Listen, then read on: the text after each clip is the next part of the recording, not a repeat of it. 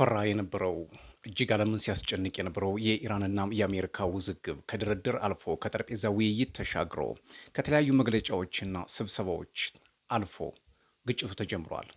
በርካታ የሆነ የዓለም የፖለቲካ ነውጥም እየተፈጠረ ይገኛል። አሜሪካና እስራኤል በጋራ ጦርነት በኢራን ላይ መክፈታቸውን ይፋ አድርገዋል። ኢራን ያጸፋ ምላሽ ሰጥታለች። እስራኤል በቴል አቪቭ አካባቢ ከባድ የሆነ ስጋት መኖሩን ቀጥሎም በመላው እስራኤል የአስቸኳይ ጊዜ አዋጅ አውጃለች። ዓለም ወደ የት እየሄደች ነው? ፖለቲካውስ ምን ይመስላል? የሚሉትን ጉዳዮች ከተለያዩ መገናኛ ብዙኃን ያገኘኋቸው መረጃዎች ወደ እናንተ አድርሳለሁ። እስራኤልና አሜሪካ በኢራን ላይ ጥቃት መክፈታቸውን የእስራኤል መከላከያ ሚኒስቴርና ፕሬዚዳንት ዶናልድ ትራምፕ አስታውቀዋል። በኢራን ላይ ከፍተኛ የሆነ ዘመቻ እንደሚደረግ ከዚህ በፊትም ግልጽ ነበር።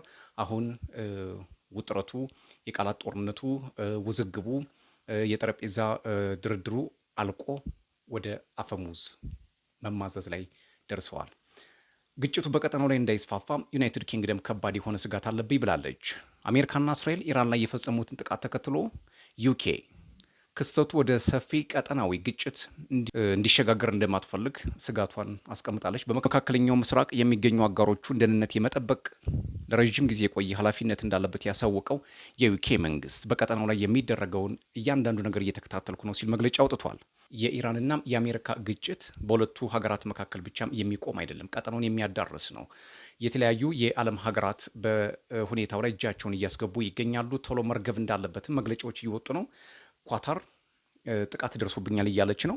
በኳታር ዋና ከተማ ዶሃ ውስጥ ፍንዳታዎችና የአየር ጥቃቶች እንዲሁም የማስጠንቀቂያ ደወሎች ሲሰሙ በርካታ ጥቃቶችን መመከቱን የዶሃ መንግስት አስታውቋል። ቀጠናው አንደኛው ትልቁ ችግሩ አንደኛው ሲነካ ልክ እንደ ክር የተያያዘ ስለሆነ አንዱ ሲነካ ወደ አንዱ መሄዱ አይቀርም።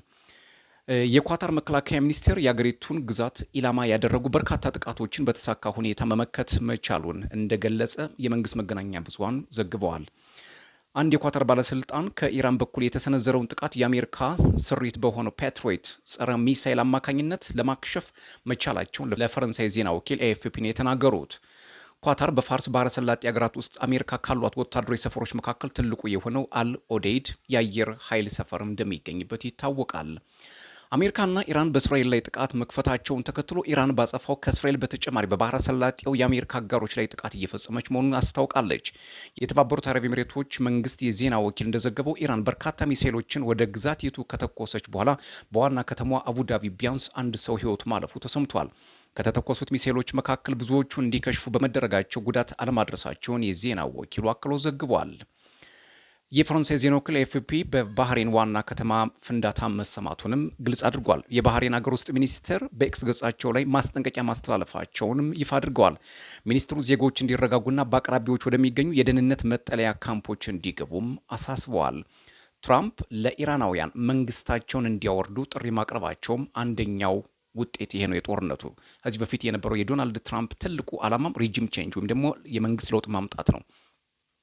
ፕሬዚዳንት ትራምፕ በኢራን ጥቃት መፈጸሙን ተከትሎ ባስተላለፉት የቪዲዮ መልእክት ኢራናውያን የአገሪቱን መንግስት ለማውረድ እርምጃ እንዲወስዱ ጥሪ አቅርበዋል። ስንጨርስ መንግስታችሁን ከስልጣን አውርዱ፣ መንግስታችሁን ከመንበሩ ላይ ማውረድ የእናንተ ስራ ነው፣ ምናልባት በትውልዶች መካከል የሚገኝ እድላችሁ ሊሆን ይችላል ሲሉ ተናግረዋል። ትራምፕ አክለውም የኢራን ኃይል አባላት መሳሪያዎቻቸውን ካስቀመጡ ዋስትና እንደሚሰጧቸው፣ አለበለዚያ ግን ሞትን ትጋፈጣላችሁ ሲሉ ዝተዋል። ዶናልድ ጄ ትራምፕ የማያልቀው ዛቻቸው እንግዲህ እዚህ ላይ ነው። ዶናልድ ትራምፕ በጥር ወር ላይ በኢራን የተቃዋሚ ሰልፈኞች ላይ የአገሪቱ ኃይሎች እርምጃ ወስደው ከ6000 በላይ ተቃዋሚዎችን ከገደሉ በኋላ ኢራን ላይ ጥቃት ለመፈጸም ሲዝቱ መክረማቸው የሚዘነጋ አይደለም። በወቅቱ ለሰልፈኞች ሞት ተጠያቂ የሆኑት አካላት ትልቅ ዋጋ ይከፍላሉ ሲሉም ዝተው ነበር ዶናልድ ጄ ትራምፕ። የኢራን አብዮታዊ ዘብ ወደ እስራኤል ሚሳኤሎችን ማስወንጨፉንም ይፋ አድርጓል። የኢራን አብዮታዊ ዘብ እስራኤልና አሜሪካ በአገሪቱ ላይ የከፈቱትን ጥቃት ተከትሎ ከፍተኛ የሆነ የሚሳኤልና የድሮን ጥቃት መጀመሩን አስታውቋል። የእስራኤል ጦር ቀደም ብሎ ኢራን ሚሳኤል ማስወንጨፏን በመግለጽ ለአገሪቱ ዜጎች ማስጠንቀቂያ ሰጥቷል። የእስራኤል ሰራዊት ይህንን ማስጠንቀቂያውን ተከትሎ በመላ አገሪቱ በሚገኙ ከተሞች የአደጋ ጊዜ የማስጠንቀቂያ ደወልም አሰምቷል። ጦሩ ለዜጎች በእጅ ስልካቸው ባስተላለፈው መልእክት በአቅራቢያቸው ወደሚገኙ የመከላከያ መጠለያዎች በፍጥነት እንዲያመሩም መክሯል። ቤንያሚን ኔታንያሁ በኢራን ላይ ዘመቻ መጀመራቸውን በተናገሩበት ወቅት የአገሪቱ ሕዝብ ከጦሩ የሚሰጥ ማስጠንቀቂያን ተግባራዊ እንዲያደርግም ተናግረዋል።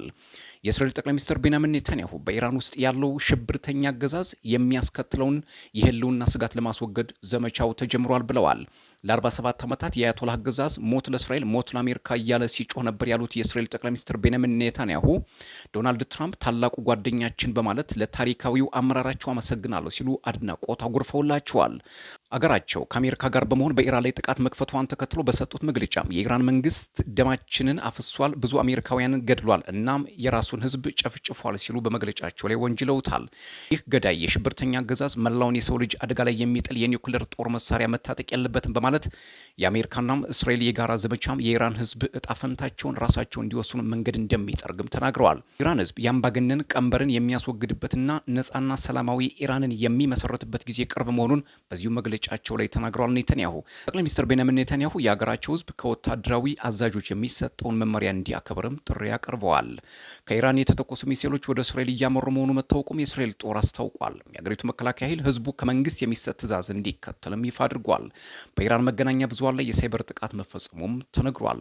በርካታ የኢራን መንግስት ጋር ግንኙነት ያላቸው መገናኛ ብዙሃን የአሜሪካና የእስራኤል አየር ጥቃት ተከትሎ የሳይበር ጥቃት እንደደረሰባቸው ተነግሯል። ሙሻህሪ ዴይሊ የተባለው የቴሌግራም ገጽ የኢራን የዜና ወኪሎችና የበየነ መረብ ዘገባ የሚያሰራጩ ተቋማት የሳይበር ጥቃት ደርሶባቸዋል ብለዋል። የቴሌግራም ገጹ እንደዘገበው ከወታደራዊ ጥቃት ጎን ለጎን የሳይበር ጥቃቶችን በሰፊው ተጀምረዋል። በርካታ ዋና ዋናም የሀገር ውስጥ መገናኛ ብዙሃን ስርጭታቸውን ማስተላለፍ አልቻሉም ተብሏል። እንግዲህ ይሄ ጦርነት በርካታም የሆነ ውስብስብ ጉዳዮችን የሚያስከትል ነው። በቀጠናው ላይ ከባድ የሆነ ውጥረት ፈጥሯል። እንግዲህ ከዚህ በፊት የአሜሪካና ቴህራን ተደራዳሪዎች በተለያዩ ሀገራት ሲቀመጡ ውይይቶችን ሲያነሱ የተለያዩ መመሪያዎችን ሲያስተላልፉ ቆይተው ነበር። አሁን ሁኔታው ገንፍሎ ወደ ለየለት ጦርነት ገብተዋል። ከዚህ በፊት አባስ አራግቼ የኒውክሌርና የሚሳኤል ፕሮግራሞቻችንን በአግባቡ እናስኬዳለን፣ ይህ ካልሆነ ግን የትኛውንም ጫና አንቀበልም፣ በተለይ ደግሞ ዩራኒየም መውደም አለበትና ወደ ሌላ ሀገር መተላለፍ አለበት የሚለውን የኢራን ባለስልጣናት ከዚህ በፊት ሳይቀበሉ መቆየታቸው የሚዘነጋ አይደለም። የአሜሪካው ፕሬዚዳንት ዶናልድ ትራምፕ ኢራንን በተደጋጋሚ ያስጠነቅቃሉ። እሳቸው ደግሞ በጣም ድፍረታቸው የኢራን ዩራኒየም ወደ አሜሪካ መሄድ አለበት ማለታቸው ነው። ትልቁ የዚህ ግጭት ለኛ የሚነገረን ከፊት ለፊት ለኒውስ ወይም ደግሞ ለዜና ተብሎ የሚነገረን ምንድነው? ኢራን የኒውክሌር መሳሪያዋ በእጅጉ እያስፋፋች ስለሆነ ለዓለም ስጋት ናት። አንደኛው ይሄ ነው። ሁለተኛው በዙሪያዋ ላሉ ሽብርተኛ ቡድኖች እነሱ አሜሪካውያን ወይም ደግሞ አውሮፓውያን ሽብርተኛ ቡድኖች ብለው በሚጠሯቸው ሂዝቦላህ፣ ሐማስ እንዲሁም ደግሞ ሌሎቹ ታጣቂዎች ሁቲን ጨምሮ በእነዚህ ላይ ወይም ደግሞ እነዚህን እያስታጠቀች ነው በሚል ዘመቻቸውን አንስተውባታል። እንግዲህ ኢራን እየተፋለመች ነው። ነገር ግን በቅርቡ የቻይና ከባድ የስለላ ድሮኖች ወደ ቀጠናው መግባታቸው ሌላም ውጥረት ፈጥሯል። ምክንያቱም በቤጂንግና በዋሽንግተን መካከል ያለው ውጥረት ደግሞ ሌላ ነው። ባይዱ የተሰኘውን የሳተላይት ወይም ደግሞ የሚሳይል ማክሸፊያ ቻይና ለቴህራን ሰጥታታለች። ይህ ውጥረቱን ከፍ ሊያደርገው እንደሚችልም የተለያዩ የፖለቲካ ተንታኞች እየተናገሩ ነው። ሌላው 400 ቢሊዮን ዶላር የነዳጅ ግብይት የምታደርገው ቻይና ከቴህራን ጋር ቴህራን ስትመታስ ምን መልስ ትሰጣለች የሚለውም ገና የሚጠበቅ ጉዳይ ሆኗል። ሩሲያ፣ ቻይና፣ ሰሜን ኮሪያ፣ ኢራን እንግዲህ እነዚህ አንድ አክሲስ ናቸው። በፈረንጆቹ አጠራር ኢቪል አክሲስ ወይም ደግሞ የአጋንንት ጥምረት ብለው ይጠሯቸዋል። እነሱ ደግሞ ራሳቸው እንደ ነጻ አውጭ የሚከላከሉ ናቸው። ስለዚህ እነዚህ አሁን የዘረዘርኩላችሁ እነ ሰሜን ኮሪያ፣ ሩሲያም ቻይና አሁን ቴህራን እየተደበደበች ባለችበት ሰዓት እሷ መልስ እየሰጠች ባለችበት ወቅት ከጎኗ ይቆማሉ የሚለው ጉዳይ እጅግ አሳሳቢ ነው የሚሆኑ ጥያቄ ውስጥ የሚገባ ነው። ነገር ግን አሁን ዓለም በከፍተኛ ነውጥ ውስጥ ወድቃለች። የኢራን አብዮታዊ ዘብ ከፍተኛ የሆነ ምላሽ እየሰጠ ነው። ከባድ የሆነ ውጥረት በቀጠናው ላይ ጋርጧል። አረብ ኤሚሬትስ፣ ባህሬን፣ ዮርዳኖስ፣ ሳውዲ አረቢያ፣ እነ ቱርክ፣ ሶሪያ። ስለዚህ በዚህ አካባቢ ያሉት የገልፍ ሀገራት ምን አይነት ምላሽ ይሰጣሉ የሚለው ገና እየተጠበቀ ነው። አዳዲስ ጉዳዮች ካሉ እነሱንም ወደ እናንተ የማድረስ ነው የሚሆነው። እናንተም ሰብስክራይብ፣ ላይክ፣ ሼር፣ ኮሜንት እያደርጋችሁ ቤተሰብ እንድትሆኑ የአክብሮት ግብዣዬ ነው።